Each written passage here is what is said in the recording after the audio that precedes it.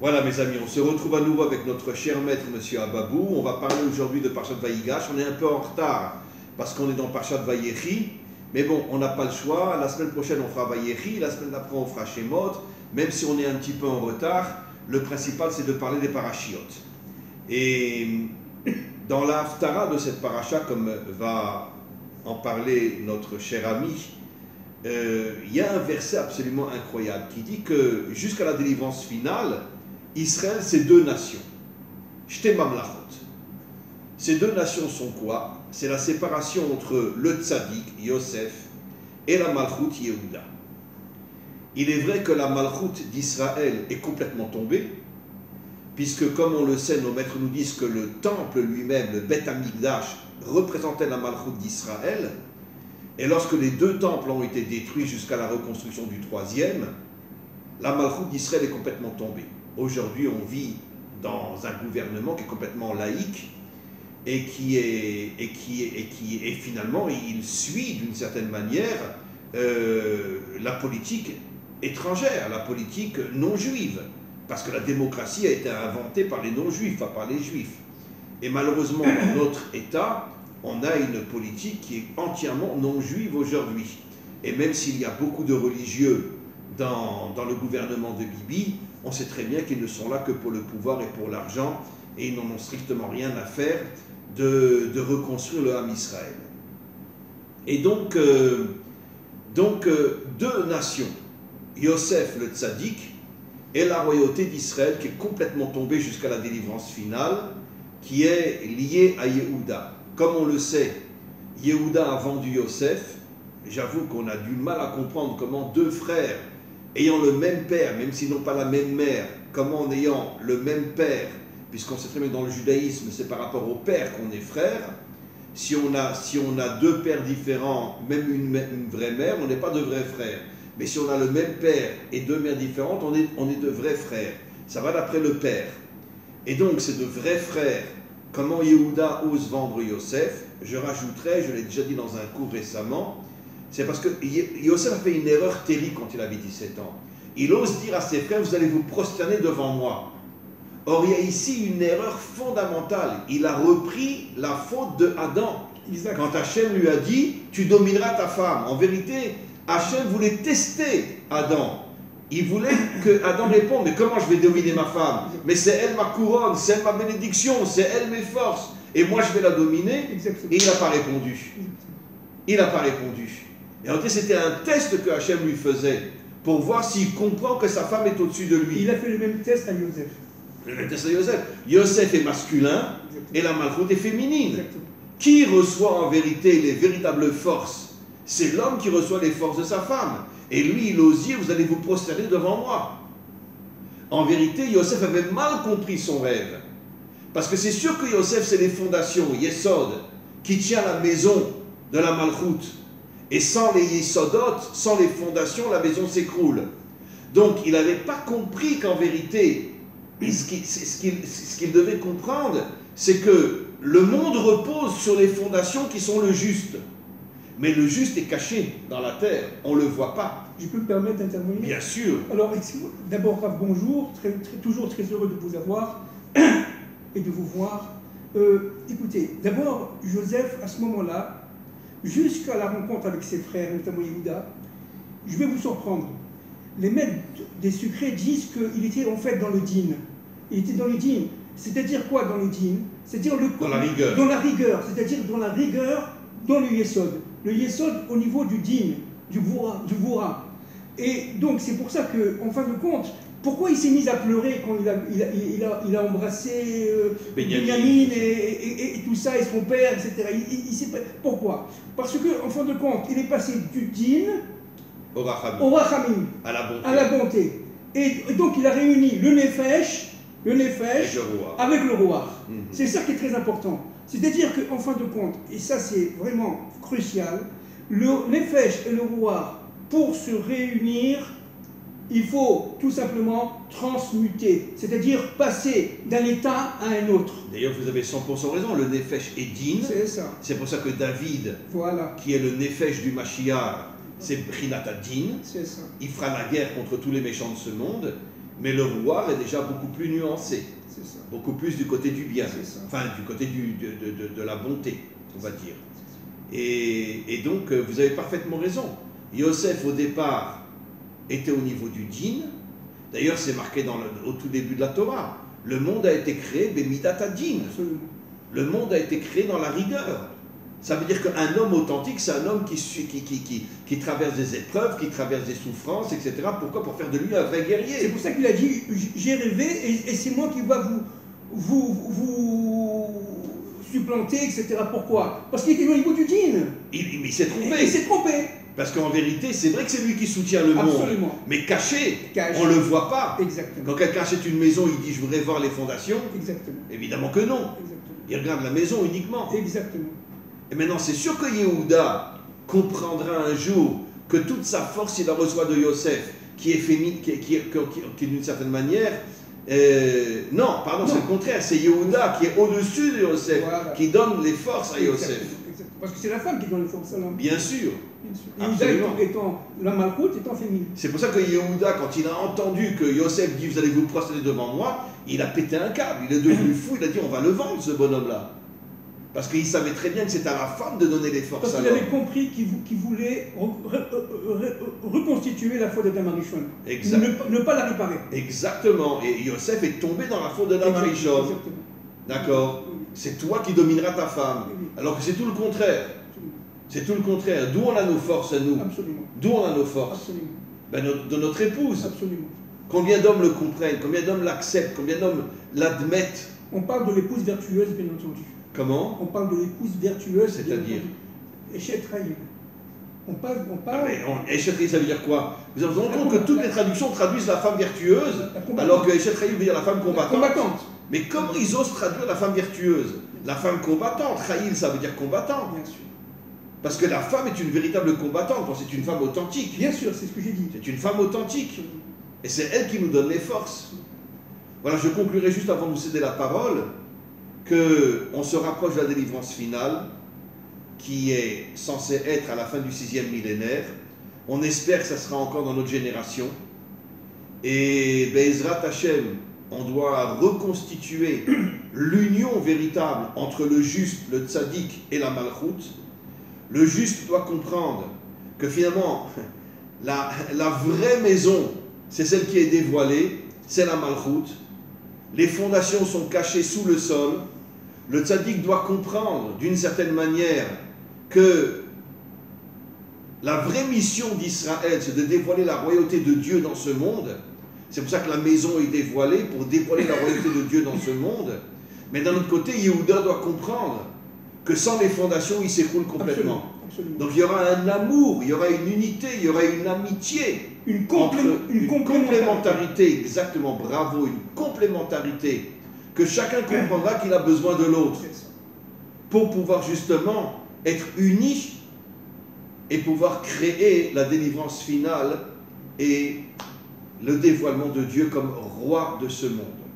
À vous. Bon, mais c'est exactement ce que je voulais dire, et à partir d'abord de la Haftara de la Paracha Vaïgash, Ereskiel chapitre 37. Alors je vais faire un petit résumé, évidemment je ne veux pas tout lire, mais c'est très très important. La parole de l'Éternel s'adressa à moi en ces termes. Toi, fils de l'homme, Ben Adam, fils de l'homme c'est Ben Adam, prends un tronçon de bois. C'est intéressant, le seul qui est appelé Ben Adam, c'est Yecheskel. Oui. Yecheskel, Ben Adam. Oui. Prends un tronçon de bois et écris sur lui à Yehuda et aux enfants d'Israël qui se sont groupés autour de lui. Alors je peux me permettre déjà de commenter quelques secondes là-dessus. On ne parle pas ici de la maison d'Israël, voyez, on parle des enfants d'Israël. Absolument. C'est-à-dire qu'ils formaient un avec Yehuda. Par contre, Yosef c'est Baït. Et Baït c'est la femme. Exactement. Voilà. Alors, à Yehuda et aux enfants d'Israël qui se sont groupés autour de lui. Prends ensuite un autre tronçon de bois et écris sur lui à Joseph, le tronc d'Éphraïm, et toute la maison d'Israël qui s'est ralliée avec lui. Toute la maison d'Israël, la Baït, c'est-à-dire, en fin de compte, l'extériorité. Les fondements sont cachés, la Baït est visible. Absolument. La maison est visible. C'est Yosef qui soutient la maison d'Israël. Et c'est Yosef qui, on va le voir tout à l'heure. Alors, approche approche les deux tronçons l'un de l'autre pour qu'ils forment un seul tronc. C'est l'unité, n'est-ce pas? Qu'ils restent ainsi réunis dans ta main. Absolument. Lorsque t'interrogeront les fils de ton peuple, ne veux-tu pas nous dire à quoi te sert cette tronçon de bois? Tu lui répondras, ainsi a parlé l'Éternel Dieu, voici que je prends le tronçon de Joseph qui est entre les mains d'Éphraïm et les branches d'Israël rattachées à lui. Regardez, les branches d'Israël attachées à lui. Absolument. Vous avez les branches compris? d'Israël sont visibles. Exactement. Par contre, Yosef, c'est les racines. Exactement. Qui sont sous terre. Et voilà. Puis, je place près de lui les autres branches et le tronçon de Juda. De l'ensemble, je ferai un seul tronc d'unité et ils ne seront plus qu'un dans ma main. Absolument. L'unité. L'unité. Entre Yosef et Yehuda, Oui, et ça, qui va se recréer au moment de la délivrance exactement. finale. Ça, c'est la fin des temps. Ça, c'est la fin des temps de l'histoire. Pour créer l'unité de l'universel, il faut absolument que se crée d'abord l'unité d'Israël. À l'intérieur À d'Israël, l'intérieur d'Israël. mais évidemment. Comment on peut créer l'unité avec les peuples si on n'a pas d'unité entre nous? C'est exactement Et aujourd'hui, on n'a pas d'unité entre Exactement. nous. On est deux nations. Absolument. C'est ce qu'a voulu faire, entre parenthèses, secrètement, Joseph. On va le voir tout à l'heure. Absolument. N'est-ce pas? Avec son stratagème sur l'histoire de Benjamin et de la coupe, et je veux prendre Benjamin, laissez-le-moi, etc. Et pourquoi? Il a voulu tester si les frères étaient toujours Du côté de Rachel. Absolument. ou contre Rachel. Et Yehuda était du côté de Rachel. Bien sûr. Il a risqué sa vie pour amener Benjamin. Absolument. Et d'ailleurs, Benjamin va être avec Yosef quand il va y avoir la séparation Absolument. entre les 10 tribus. Oui. Ça veut dire que Léa et Rachel vont être ensemble. Absolument, absolument. Et ça, c'est très important parce que Joseph a eu très très peur. Parce que, évidemment, Joseph savait que c'était leur frère, mais les frères ne savaient pas qui était Joseph. Bien sûr. Mais en fin de compte, ce qui est très important de saisir, c'est que Joseph, en voyant le risque d'implosion de la famille par un choc terrible, Vaïgash, c'est quelque chose de... La tension est suprême, elle est optimum, on est sur le point de rupture, on va se battre, les frères vont se battre les uns contre les autres, c'est la guerre civile si vous voulez. Absolument. Mais juste à ce moment-là, il a été jusqu'au bout du bout Joseph pour pouvoir vérifier que, en fin de compte, ils étaient tout simplement dans une réparation de la fratrie au niveau de Caïn et d'Abel. Bien Vous sûr. comprenez? Il a fallu reconstituer. Enfin, au moment de la délivrance. Oui, au moment de la Parce que délivrance. pendant toute l'histoire, il n'y a Bien pas sûr. encore une vraie paix Mais bien sûr. entre Yehuda et Absolument, Yosef. on parle du moment de la délivrance. Mais Mashiach ben Yosef Voilà. et Mashiach ben David, eux, ça sera oui, l'unité. mais seulement Joseph, à son époque, il y a plus de 4000 ans, il a voulu tout simplement vérifier que la fratrie était possible. Que la fratrie était possible à un moment donné de l'histoire. Et donc, Et ça n'a pas marché. Non, ça n'a pas marché à son époque, mais ça marchera. Au moment de la délivrance. Au moment de la délivrance. Au moment de la délivrance, ça marchera. Alors je continue, regardez. De l'ensemble, je ferai un seul tronc et ils ne seront plus qu'un dans ma main. Tu leur diras encore, ainsi parle le Seigneur Dieu, voici que je vais retirer, regardez le sionisme, les enfants d'Israël d'entre les peuples où ils se sont installés. Je les rassemblerai de partout et les ramènerai sur leur terre. Je ferai d'eux un seul peuple dans ce pays sur les mêmes hauteurs d'Israël. Un seul roi sera leur souverain à tous. Le Mashiach. Mon serviteur David sera leur roi. Un seul berger les guidera tous. Magnifique. Ézéchiel, chapitre 37, c'est absolument magnifique. Tout le travail... Juste avant le chapitre 38, qui est la guerre de Gog. Exactement, Voilà. exactement. Tout le travail de Joseph... Ça veut dire qu'il y aura déjà l'unité entre Yosef et Yehuda avant la guerre de Gog. Exactement. Non. Pardon. Il y aura l'unité lorsque la guerre de Gog commencera. Vous avez raison. C'est au début de la guerre de Gog. Absolument. C'est pas avant. Absolument. Parce que pour l'instant... D'ailleurs, tout le travail de Yosef, ce sera de ramener une grande partie d'Israël Voilà. laïque Voilà. vers la C'est Torah exactement ça. et de les rentrer après dans l'armée du Mais Mashiach. c'est ça le travail secret de Joseph.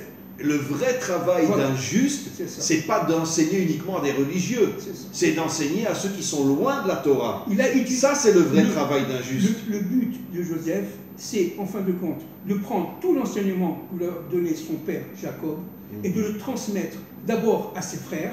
Absolument. N'oubliez pas que Joseph, c'est la transmission par le Yesod. Le Yesod, vous savez que c'est le membre masculin. Et donc, c'est la transmission de tout le corps, si vous voulez, réinstallé, raffermi de Jacob à ses frères. C'est-à-dire, tout simplement, c'est de faire l'unité avec ses frères. De donner la transmission de la Torah qu'il a reçue de ses pères, notamment de Jacob, à ses frères. Oui, C'est Yosef ça. représente la Torah. Voilà. il l'a transmis à ses frères. C'est ça. Mais bon, il a fait l'erreur de dire vous allez vous prosterner devant moi, et ça, Yehuda ne l'a pas accepté. Voilà. Maintenant, tout le travail de Joseph, c'est à partir de ses frères, resplendir dans l'universel.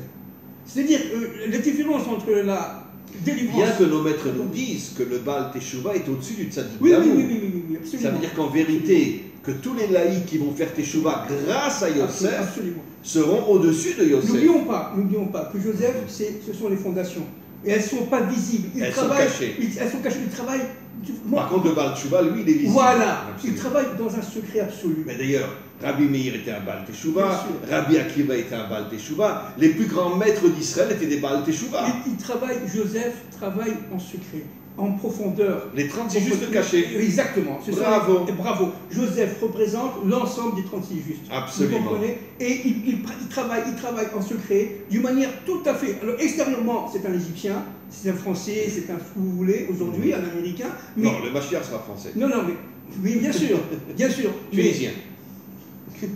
Mais Joseph va travailler fondamentalement. Comment il va faire, Joseph? Vous le savez, l'âme de Joseph va rentrer dans l'âme du Mashiach.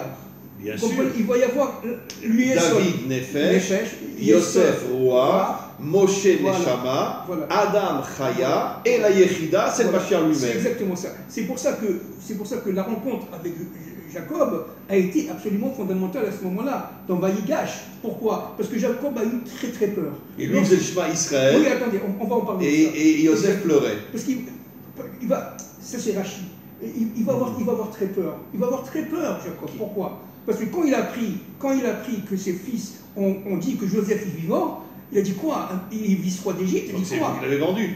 Il le savait que c'est eux qui l'avaient vendu. Non, mais bien sûr, non, mais ce qu'il ne savait pas, il avait très peur. Pourquoi? Les maîtres des secrets le disent, Chaim. C'est parce qu'en fin de compte, il pensait qu'il avait oublié son identité intérieure, Joseph. Il pensait qu'il s'était assimilé, qu'il est devenu un vice-roi d'Égypte. Il a eu très très peur. Il a dit quoi? Alors tout ce que là j'ai enseigné, donc ma fonction dans ce monde, elle est tout simplement vide de sens. Mais il s'est rendu compte que Yosef était resté un vrai Yosef. Il s'est rendu compte que Yosef était resté. Comment parler l'histoire des Hagalot, hein?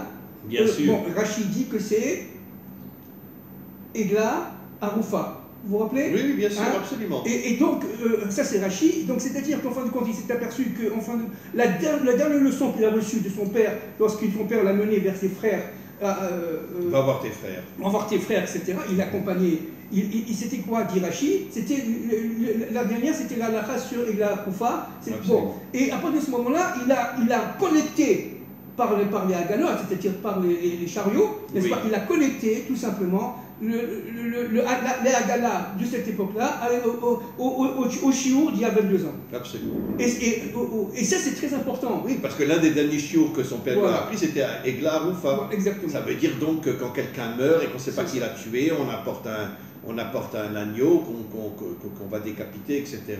Bon, je n'en parle pas parce que c'est trop compliqué à comprendre, mais quoi qu'il en soit, c'est ce qu'on appelle Egla Aroufa. Alors quand il a vu ça, il s'est calmé. Qu'est-ce qu'il a dit? Non seulement il a été fidèle à Jacob, il est fidèle à ses pères, il a été fidèle à la Torah, il a été fidèle à son Dieu. Quand il a failli tomber avec Madame Poutifar, il a vu le visage de son père. C'est ça qui l'a sauvé. Absolument. Vous savez que les frères, lorsqu'ils ont vu Joseph, ils ont eu très peur. Les maîtres du sort des esprits disent qu'ils ont vu une lumière. Son visage était tellement lumineux qu'ils n'ont pas pu résister. Absolument. Ils n'ont pas pu résister. Parce que c'est le juste authentique. Exactement. Il n'est jamais tombé en Égypte. Oui. 80 années en Égypte, il n'est jamais tombé. Oui, absolument. Non, plus de 80 années. Plus. Parce qu'il a été aussi 12 ans en prison. 12 ans en prison. Donc ça fait 92 ans, 93 ans. Il a régné 80 ans. Oui, il a régné 80 ans, mais peut-être 93 ans en Égypte. Oui. Il n'est jamais tombé. Oui. Et alors, c'est pour ça que Jacob s'est mis à réciter le schéma Israël lorsqu'il a vu, alors que son fils, l'unité. Il faisait l'unité. Mais il a dit, je veux l'unité entre Yehuda et Yosef. Qu'est-ce qu'il a compris, Jacob? Jacob a compris une chose fondamentale. D'ailleurs, il a envoyé Yehuda voir son frère Yosef. Absolument. Parce qu'il voulait qu'ils s'unissent. Absolument. C'est absolument ça. C'est le seul qui est parti voir Yosef. Absolument. C'est pour ça que voulait faire Jacob en priant Shema Israël? C'est réunir Shema Israël, Hachem Elokeinu, du côté juif, Hachem Echad, les nations. Absolument. C'est-à-dire faire le lien entre l'universel et le peuple hébraïque. Absolument. Et à partir de ce moment-là, on était dans une position de schéma, ça veut dire on a compris le schéma Israël, ça veut dire c'est l'écoute à partir de la compréhension et du cœur, les forces du cœur, on a relié les forces de la tête aux forces du cœur, et à partir de ce moment-là, Hachem Elokeinu, voilà, Hachem Elokeinu, ça veut dire qu'on a fait le lien entre Hachem et Elohim, et le monde Elohim. Le monde d'en haut et le monde d'en bas. bas. Hachem, c'est le monde d'en Voilà. haut. Elohim, c'est le monde d'en bas. Exactement. Et Hachem Echad, ce sont les nations qui vont le dire. 60 nations adamiques. Adamiques, bien sûr. Absolument. On parle des nations adamiques. Et ça, c'est très important. Alors pourquoi ça s'est passé comme ça? Parce que tout simplement. D'ailleurs, c'est les nations adamiques qui diront qui mitzion et Torah ou Dvar Hachem Yerushalayim. Dans Ésaïe. C'est eux qui disent que la Torah sortira de Sion. Et ils accepteront à ce moment-là la Torah. Absolument. Absolument. Parce que tous les dictateurs seront jetés à la poubelle. Absolument. Absolument. Maintenant, un autre point auquel je pense maintenant, qui est très important. Joseph, alors c'est la Genèse 45.3, bon, c'est la traduction française du rabbinat. Joseph dit à ses frères, je suis Joseph, mon père est-il encore en vie? Alors, en fin de compte, les maîtres des secrets disent une chose très intéressante. Il y a énormément de commentaires, bien entendu, Chaim là-dessus. Mais ce qui est très important de saisir ici, c'est qu'en fin de compte, il faut inverser la citation. Il faut dire, mon père est en vie, en moi. Je suis Joseph. C'est-à-dire qu'en fin de compte, il a dit... Et les Toldot Yaakov, Yosef. Bravo. C'est-à-dire que la véritable continuation de Yaakov, c'est Yosef. C'est ça, bravo. Tiferet, Yesod. Exactement, exactement.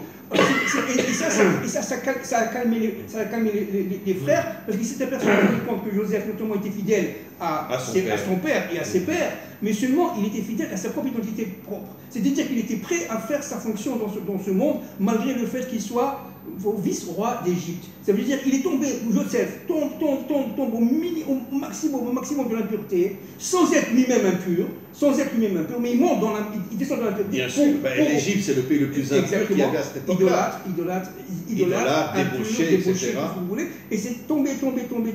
Pourquoi? Pour trouver le bien qu'il y a dedans. Le but de Joseph, c'est de trouver l'or Ganouz, la lumière cachée, le bien qui est caché derrière. Parce que la lumière se cache dans le mal. Exactement. Et ça, c'est vraiment fondamental. Pourquoi? Parce que Judas, lui, il était déconnecté de ce monde-là par rapport à Joseph. Bien sûr, sa malchoute est complètement tombée. Voilà, sa malchoute est tombée. Et Vayered Yehuda. Voilà. Yehuda est tombé. Et qu'est-ce qu'il pensait? Il pensait que la Géoula, la délivrance viendrait de la sainteté d'Israël.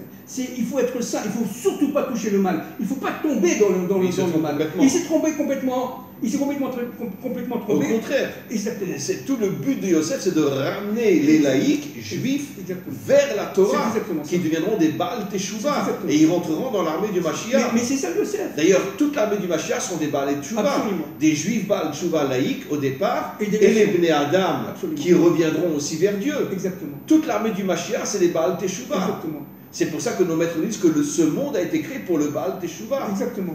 C'est exactement ça. Donc, tout le travail de Joseph qu'il a fait pendant 10 années avec son père, n'est-ce pas, prend tout son sens. Le Mashiach, c'est un Baal Teshuvah aussi. Oui, bien sûr. On dit que le Mashiach sera un rabbi, un tzaddik, mais c'est faux, complètement faux. Les Juifs se trompent complètement. Le Mashiach sera un Baal Teshuvah. Oui, c'est-à-dire qu'en fin de compte, les fonctions étaient, certes, à cette époque-là, dissociées, au bord de l'implosion, n'est-ce pas, mais elles étaient en fait secrètement complémentaires.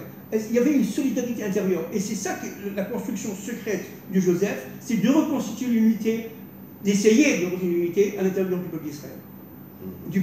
À partir de ses frères. Et l'histoire de Benjamin, c'est pour ça que le Mashiach ben Yosef vient avant le Mashiach ben David, parce que c'est lui qui va recréer l'unité. Absolument.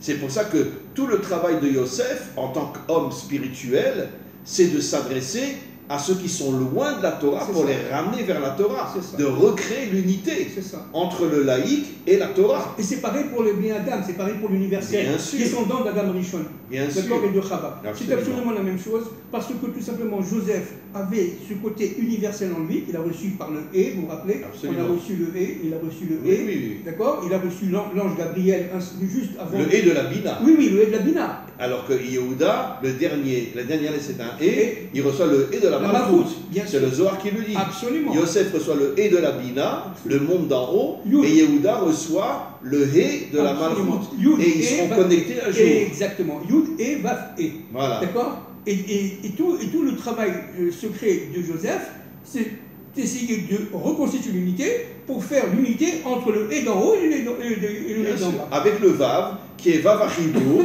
le Vav c'est Tiferet. C'est exactement ça. L'unité entre le monde d'en haut et le monde d'en bas. C'est exactement ça. Mhm. Donc, il s'agit ici d'une messianisation du monde qu'ont vécu dans son essence, à cette origine, dans son origine, à cette époque-là, de manière à faire en sorte que l'ensemble de l'humanité, l'ensemble des civilisations suivent secrètement le plan de Dieu. Absolument. C'est-à-dire que L'humanité va, surtout les les frères, adamiques, vont c'est revenir ça. vers Dieu. Les frères n'avaient pas compris. Ils étaient très saints, ils étaient très forts. Les 12 tribus sont les 12 visages de Dieu, donc on n'a rien à dire. Ils étaient extrêmement saints, mais Mais ils ont fauté quand même. Ils ont fauté. Sauf Réhouven, qui ne voulait pas qu'on vende Yosef. Et quand il est revenu, ils lui dit on l'a vendu, il est devenu fou. C'est ça. Parce que Reuven, c'était l'aîné. L'aîné, le Bechor. C'était le Bechor. Bechor Bracha. Bechor Bracha, bien sûr. Alors, tout le travail de Joseph, c'est de récupérer Binyamin. Qui c'est Binyamin? Maintenant, vous avez compris. C'est l'homme qui est né en Eretz Israël. Le seul. Le seul qui est né Sur lequel est construit le temple. Et sur lequel est construit le temple, n'est-ce pas? Mais c'est celui qui ne s'est pas prosterné devant Ésaü.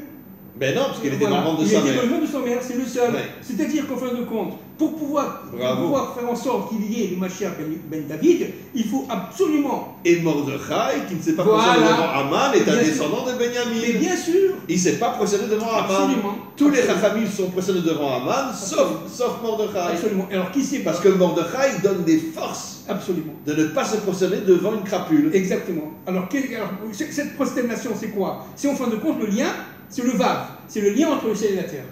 D'ailleurs, malheureusement, Yaakov s'est prosterné 7 fois devant Oui, Esav. mais le Zohar dit. Oui, mais c'était devant Dieu en vérité. Voilà. Il s'est prosterné devant Dieu, il a fait Il le faisait lien. croire à Esav Voilà. qu'il était devant lui. Exactement. Bien sûr, il se procédait devant Dieu. Voilà. Entre le ciel et la terre. Et c'est pareil pour Mordechai. Parce qu'en fin de compte, Mordechai, Aman, lui, il a vu qu'il ne s'est pas prosterné, c'est certain. Oui. Mais seulement lui, en fin de compte, il se prosternait, mais devant Dieu. Pas devant Aman, jamais devant Aman, devant Dieu. Absolument. Et ça, c'est Mordechai. Mordechai est un très grand combattant. Oui. Alors, la jambe gauche est liée directement à Ésaü, c'est-à-dire véritablement, on a vu l'autre fois, la fête de Hanouka. Oui. La jambe droite est liée à Purim. Vous comprenez? Bien C'est sûr. lié. Alors, encore une fois, on revient. Et d'ailleurs, j'ai une question à vous poser. Pourquoi on porte la bague sur la main gauche? Parce que la femme est appelée Gvoura. La Bravo. femme, c'est la force. Bravo. Et la force est du côté gauche. Bravo. Et c'est pour ça qu'un homme authentique porte sa bague du côté gauche pour bien nous faire comprendre qu'il reçoit sa bague de sa femme qui est sa véritable force et qui fait de lui un roi qui défonce tous les obstacles et qui n'a peur de rien. C'est ça. C'est exactement ça. C'est ça. Hein, le costaud là. C'est ça. C'est très dur. Quoi? J'ai perdu ma femme. Mais Mais elle est Et derrière. lui aussi. Oui, je sais. Je sais, elle est derrière, elle est là. Bon, alors, donc, on va essayer de revenir un peu. Donc, qu'est-ce que c'est que elle est sur le fauteuil peut-être. Donc, qu'est-ce que c'est? Bonjour Annie. Bon, qu'est-ce que c'est Binyamin? Les forces de la droite, vous avez compris? Les forces de la droite. Oui, Les forces Yosef de est la du droite. côté droit, Voilà. le monde d'en haut est à droite, Voilà. et la Malchut est du côté gauche. Exactement. Bravo. Exactement. Et c'est l'union entre la droite, La droite et la gauche. Exactement, entre Abraham et Yitzhak. Et qui c'est qui fait Abraham le côté droit, Yitzhak le côté Et gauche. alors maintenant, je veux vous poser une question. Ram, excusez-moi, Chaim, pardon. Qui c'est qui fait l'union entre le Mashiach ben Yosef et le Mashiach ben David? Comment? Qui c'est qui fait l'union? C'est Benyamin. C'est Benyamin, c'est le troisième temple. C'est le Et troisième pourquoi? temple. Et pourquoi? Pourquoi? Parce qu'en vérité, Tzion, Gematria, Yosef. Exactement. Et Yosef, c'est le frère de Benjamin. Exactement. Enfin, c'est les enfants de Rachel. Bien sûr. En vérité, on pourrait dire même plus que ça. C'est Rachel qui fait l'union. Absolument. Mais à partir de Puisqu'elle, c'est la Malchut. Oui, à partir de Benyamin. Et c'est quoi la vraie Malchut? À partir de Benjamin. Et c'est quoi la vraie Malchut? C'est l'union des contraires. Exactement. Exactement. Exactement. Le contraire de ce qu'on voit aujourd'hui. Ah, moi je suis de droite, moi je suis de gauche, moi je suis laïque, moi je suis religieux. L'union des contraires. Dans le corps, vous savez que Jacob, il a réussi à reconstituer son corps. Bon, évidemment, Oui. c'est-à-dire le kéli. C'est-à-dire le réceptacle, d'accord, pour recevoir la lumière. Il a reconstitué. Seulement, le problème, c'est qu'il n'a pas réussi à finir sa mission. Cette mission sera finie à la fin des temps du Mashiach ben C'est David. pour ça que le Zohar dit que toutes les bénédictions qu'il a reçues de son père, il les garde pour la fin des temps, Exactement. pour justement les donner au Mashiach. Exactement.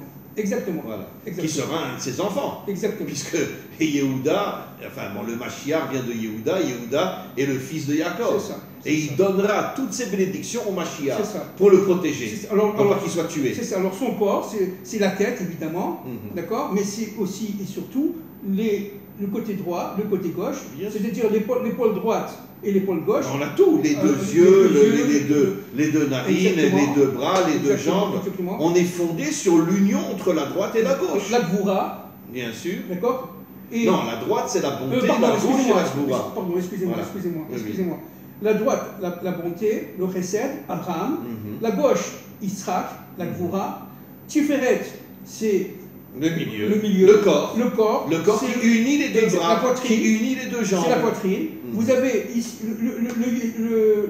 le hod, n'est-ce pas, qui est La lié- gauche. La gauche. Non, qui- non, Netza, Netza, la droite. la droite, La qui est droite. liée Et à Hod, Moshe, la gauche. et Hod la gauche, Absolument. qui est lié à L'union des Aaron. contraires. Et vous n'oubliez pas, le sexe masculin, n'est-ce pas, qui est au milieu. Au milieu, l'unité. Voilà. L'unité entre les Et contraires. c'est le but de Joseph, par l'unité des Et d'ailleurs, contraires, d'ensemencer la malchut. l'union entre l'homme et la femme. La femme est appelée Ezer Kenegdo. D'accord. C'est l'union de l'unité en vérité. Exactement. Entre deux personnes qui ne sont pas forcément d'accord dans tous les domaines. Exactement. Puisque la femme est appelée Ezer Kenegdo. Exactement. Elle n'est pas forcément d'accord avec son mari. Exactement. Mais il y a l'unité entre eux. Exactement. Comme disent nos maîtres, tu dois aimer ta femme comme toi-même et la respecter plus que toi-même. Non, c'est de la folie. Donc vous comprenez bien qu'à partir de l'Aftara de Ezechiel 37, cela annonce évidemment Gog et Magog. Pourquoi? Mais évidemment. Qu'est-ce qui se passe? La guerre de Gog va arriver bientôt. Voilà, hein. voilà. Le monde est en train de se préparer Exactement. à d'abord attaquer Israël, puis Voilà. après transformer l'humanité tout Voilà. entière en robots, en Voilà. moutons, en esclaves. C'est ça. Mais ils ne gagneront Ils pas. ne voleront pas. Parce que pendant la guerre de Gog, le Mashiach va se dévoiler. Voilà. Il va monter une armée qui C'est partira en guerre contre tous les méchants de C'est ce monde. exactement ça. Mais pour cela, qu'est-ce qu'il faut? Regardez la fin là. Je vais retirer les enfants d'Israël d'entre les peuples Bien où ils sûr. se sont installés. Je les rassemblerai de partout et les ramènerai sur leur terre. C'est-à-dire qu'en fin de compte, tout le sionisme qui est lié directement au Mashiach ben Yosef, c'est cette phase-là qui permet la construction D'ailleurs, d'Israël. sionisme Tzion, Tzion. Gematria Yosef. Voilà. Ça prouve bien qu'en vérité, que le retour d'Israël sur sa terre par le sionisme, entre parenthèses laïque, D'accord. est lié à Yosef, qui un jour ramènera tous les laïcs Vous avez vers compris Dieu. maintenant pourquoi c'est le sionisme laïque? Vous avez compris? Mais bien sûr, Mais bien sûr. parce que tout le but du Yosef, c'est de Voilà. ramener les laïcs vers Dieu. Exactement. Le but, c'est de ramener la laïcité vers Dieu. Voilà un vrai rab, C'est voilà ça. un vrai rabbi. C'est ça, c'est ça. Voilà, C'est comme ça. le rabbi C'est Lubavitch, ça. qui a envoyé des shlichim dans le C'est ça. monde entier C'est pour ça. ramener justement les laïcs vers Dieu. C'est exactement ça, exactement ça. C'est ça la Géoula, c'est ça la médiation du monde, et c'est ça, Mais pendant la guerre de Gog. voilà, exactement. Voilà. Ça va se passer pendant la guerre de Gog. Alors, vous comprenez que, évidemment, encore une fois, j'aurais dit une chose très fondamentale. Aujourd'hui, je ne fais pas de politique du tout, c'est pas mon but et c'est pas mon rôle ici. Mais il faut comprendre une chose, c'est que ce gouvernement, quel qu'il soit, qui est aujourd'hui au pouvoir, il va commencer à titiller notamment les démocrates américains. Il va les titiller. Il va commencer à parler de la Judée-Samarie, l'importance des implantations, etc. Or, les ennemis d'Israël, quels qu'ils soient, où C'est les qu'ils soient, dirigeants américains. quels qu'ils soient, où qu'ils soient, ne supporteront pas Mais bien sûr. le fait que la Judée-Samarie soit réunifiée avec Vous savez ce Israël. que j'ai vu dans le journal ce matin? Que le gouvernement a décidé maintenant de faire monter sur le Harabaït des objets de Gdusha, de sainteté, pour permettre aux Juifs de pouvoir prier là-bas, etc. Et va savoir s'ils vont pas même créer une synagogue là-haut. Voilà. Alors c'est pour ça que, en fin de compte, cela sera entraîné à travers l'ONU et tout ça, etc. Ah, bah là, ils vont tous tomber sur Voilà. Ils vont tous Voilà. tomber sur la Mais c'est tête. ça, Gog. Mais c'est ça, Gog, Qu'est-ce qui va évidemment, se c'est ça, passer Gog. Alors maintenant, qu'est-ce qui C'est va se passer l'ONU, c'est l'UNESCO, Est-ce que- c'est ça, Gog. Voilà. Est-ce que je peux me permettre de le dire, je le dis. Oui. Qu'est-ce qui va se passer? C'est que les, entre guillemets, les ennemis cachés à l'intérieur du peuple d'Israël vont appeler au secours 80%. Ils vont appeler au secours. Mais c'est eux qui vont les appeler. C'est exactement ça. Mais évidemment. Ils vont les appeler en disant tout ce qu'on a fait. 80% du peuple juif ne sont pas des juifs. En disant. Ce sont des infiltrés. En disant tout ce qu'on a fait secrètement, c'est en train de se décomposer, de se déstructurer. Au secours, venez à notre secours. Ouais. Et c'est ça qui va se passer. Ils vont appeler Gog pour venir les Le Rav de sauver. Sokolov, qui est un des plus grands élèves du Gaon de Vilna, dit que la plus grande guerre des vrais Hébreux sera contre le Erev Rav qui est en lui. Plus encore, il le dit dans le Kolator, plus encore que la guerre contre Esav et contre Ishmaël. Absolument. La plus grande guerre des Hébreux authentiques sera de se battre contre tous les infiltrés qui sont rentrés dans le peuple juif. Exactement. Alors donc nous sommes ici devant, à la veille d'une attaque fulgurante, mais qui, en fin de compte, qui est tout pour le bien, qui ne se fera pas vraiment. Parce que c'est elle qui va dévoiler le Mashiach. C'est elle qui va dévoiler le Mashiach. Bravo, bravo. Mais il n'empêche que cette guerre va faire très peur. Et c'est cette peur-là qui va entraîner l'unité du peuple d'Israël. C'est ce qu'on appelle... Oui, ils vont revenir, ils vont comprendre qu'ils se sont trompés complètement. Ils vont comprendre, parce que qu'est-ce qui va se passer? Avec cette peur-là, ils vont sentir la présence divine. Mais bien la présence divine, Dieu va se révéler à ce moment-là. Parce qu'il y aura le Mashiach. Parce qu'il y a le Mashiach. Et la Shrina va descendre dans ce monde. Exactement. La présence divine va descendre dans ce monde grâce au Mashiach. Exactement. Et les laïcs vont comprendre qu'ils ont fait une erreur terrible. Voilà. Et les nations, c'est la même chose. Les Bnei Adam vont faire teshuva aussi. Ils vont comprendre qu'en fin de compte, ce qui se passe en Eretz Israël, c'est tout simplement pour le bien de tous. C'est le modèle de l'humanité tout entière. Et ça va être pour eux absolument décapant, ça va être envoûtant, ça va complètement les pousser jusqu'à la révolte. Jusqu'à la construction de cette armée. Et pas seulement chez les Bnei Adam européens, même chez les Bnei Adam descendants d'Ishmaël. Bien sûr. Descendants d'Ishmaël. Évidemment. Ça veut dire qu'il y a des Bnei Adam dans le monde entier. N'oublions pas, le Zohar dit la chose suivante, c'est que la jambe gauche est liée à Ishmaël, la jambe droite, excusez-moi, pardon, la jambe droite est liée à Ishmaël et la jambe gauche est liée à Ésaü. C'est-à-dire, et les fils d'Ishmaël ont quitté déjà le territoire d'Ishmaël. Ça veut dire qu'il n'y a plus de juifs dans les pays arabes. Mais attention, de la même manière qu'Israël est complètement infiltré, les musulmans sont complètement aussi. Parce que les musulmans qui seront nos véritables frères dans la délivrance sont ceux qui descendent d'Ishmaël. Or, la majorité des musulmans ne descendent pas d'Ishmaël aujourd'hui. Comme nous sommes infiltrés, eux sont infiltrés eux aussi. Et il y aura une paix totale entre les descendants d'Ishmaël et Israël. Et c'est ce qui va se passer aussi dans le monde occidental, dans le monde de Édom, véritablement, parce qu'eux aussi sont infiltrés complètement. Et à partir de ce moment-là, il va y avoir le chilouf, c'est-à-dire l'union entre la jambe droite et la jambe gauche, et le corps de Jacob sera complet. Et d'ailleurs, pourquoi l'ange il a frappé la jambe gauche, qui est Od? Bien sûr. Pour lui casser sa gvoura, pour lui casser sa force. Puisque la jambe gauche représente la force, la main gauche représente la force. Absolument. Et donc, c'est pour ça qu'on l'appelle l'ange des sables, l'ange des Ésaü. Bien sûr, qu'on appelle le Samer même. C'est l'ange de la mort. Absolument. C'est l'ange de la mort. Mais il a appelé Israël. Absolument. Il a compris que finalement, il devait bénir Israël. Pourquoi? Vous vous rendez compte qu'on s'appelle Israël grâce au Satan? Bien sûr. Mais c'est exactement ça. C'est de la folie.